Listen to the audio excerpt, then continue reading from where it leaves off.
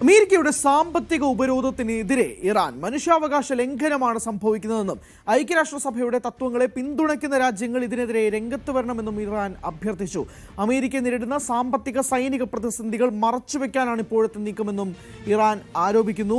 വിനോദുണ്ട്. Vinod, അമേരിക്കക്കെതിരെ തുറന്നടിക്കുന്നുണ്ട് Iran. ഇത് കൂടുതൽ വഷളാവുകയാണോ കാര്യങ്ങൾ?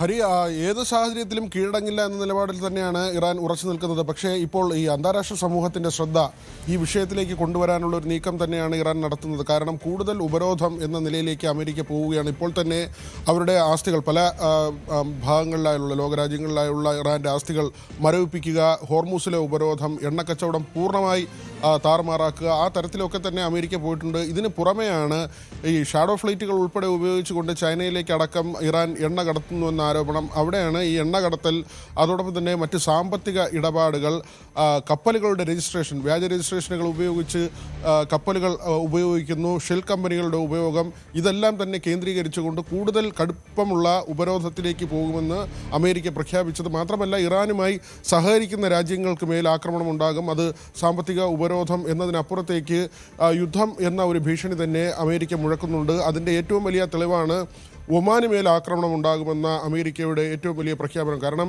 സഖ്യരാജ്യമാണ്. അമേരിക്കയുടെ പടക്കപ്പലുകൾ പോലും വിശ്രമിക്കുന്നതിനൊക്കെ തന്നെ എത്തുന്ന, അല്ലെങ്കിൽ ദീർഘകാലം കടലിൽ കഴിഞ്ഞ ശേഷം ഗൾഫിൽ തീരത്തണയുന്നത് ഒമാൻ്റെ തീരത്താണ്. അങ്ങനെയുള്ള ഒരു സൗഹൃദ രാജ്യത്തിന് മേൽ ആക്രമണം നടത്തുമെന്ന നിലയിലേക്ക് വരെ അമേരിക്കയുടെ ട്രംപിൻ്റെ പ്രഖ്യാപനം എത്തി. അതിന് കാരണമായത് ഇറാനുമായി അവർ നടത്തുന്ന സൗഹൃദമാണ്. പ്രത്യേകിച്ച് അവിടെ സമാന്തര പാത ഒമാനും ഇറാനുമായി തുറക്കുന്നു. അങ്ങനെ ഹോർമൂസിൻ്റെ അധികാരം ഈ രണ്ട് രാജ്യങ്ങൾ തമ്മിൽ പങ്കുവയ്ക്കാനുള്ള ഒരു സ്വതന്ത്ര കരാറിലേക്കാണ് ആ ചർച്ച നീങ്ങിയത്. ഇതിന് പിന്നാലെയാണ് അമേരിക്കയുടെ ആക്രമണം ഉണ്ടായത്. മാത്രമല്ല, ഇറാൻ ഇപ്പോൾ ഇങ്ങനെ ഒരു ആവശ്യം മുന്നോട്ട് വയ്ക്കുന്നത് കാരണം ഇതൊരു മനുഷ്യാവകാശ ലംഘനമാണ്. അവിടെ ഐക്യരാഷ്ട്രസഭയുടെ തത്വങ്ങൾ അംഗീകരിക്കുന്ന രാജ്യങ്ങൾ ഇതിനെതിരെ രംഗത്ത് വരണം. അമേരിക്ക ഏറ്റവും മനുഷ്യത്വരഹിതമായി പ്രവർത്തിക്കുന്നു എന്ന ഒരു കാര്യമാണ് ഇറാൻ ഇപ്പോൾ മുന്നോട്ട് വയ്ക്കുന്നത്. ഏറ്റവും പ്രധാനപ്പെട്ട കാര്യം, ഇങ്ങനെയുള്ള ഉപരോധങ്ങൾ ഉള്ളപ്പോൾ തന്നെ അമേരിക്കയുടെ കപ്പലുകൾ ഹോർമൂസ് വഴി എണ്ണ കടത്തുന്നു എന്നത് തന്നെയാണ് ഇവിടെ ഏറ്റവും നമ്മൾ പ്രാധാന്യത്തോടു കൂടി കാണേണ്ടത്. കാരണം അങ്ങനെയുള്ള വാർത്തകൾ പുറത്തു വന്നു. മറ്റ് രാജ്യങ്ങൾക്കെല്ലാം തന്നെ ഉപരോധം ഏർപ്പെടുത്തുക, അല്ലെങ്കിൽ ആ കപ്പലുകൾ പോകുമ്പോൾ അമേരിക്കയുടെ പടക്കപ്പലുകൾ അതിനെ ആക്രമിക്കുക എന്നൊരു തന്ത്രം ഇറാനും അവരുടെ നിലയ്ക്ക് ഉപരോധം ഏർപ്പെടുത്തിയിട്ടുണ്ട്.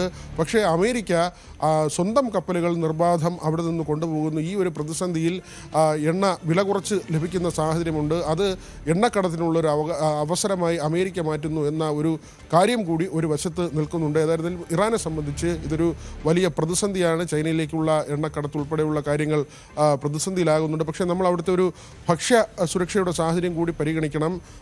ഏതാണ്ട് 85% വരെ ഭക്ഷ്യസുരക്ഷ, സ്വയം പര്യാപ്തത കൈവരിച്ചിട്ടുള്ള ഒരു രാജ്യമാണ് ഇറാൻ. പക്ഷേ കൂടുതൽ കാലം ഈ ഉപരോധം പോയാൽ, യുദ്ധമുണ്ടായാൽ ഒക്കെ തന്നെ ഇറാന് ബുദ്ധിമുട്ടുണ്ടാകുന്ന സാഹചര്യം ഉണ്ടാകും. പക്ഷേ കാസ്പിയൻ വഴിയൊക്കെ തന്നെ റഷ്യയുമായുള്ള ഒരു വ്യാപാര രീതി ഇപ്പോൾ ഇറാൻ തുടരുന്നുണ്ട്. എന്നാൽ ഇപ്പോൾ അമേരിക്ക എടുത്തിട്ടുള്ള നിലപാടുകൾ കൂടുതൽ പ്രതിസന്ധിയിലേക്ക് ഇറാനെ കൊണ്ടുപോകും എന്ന കാര്യം ഉറപ്പാണ്.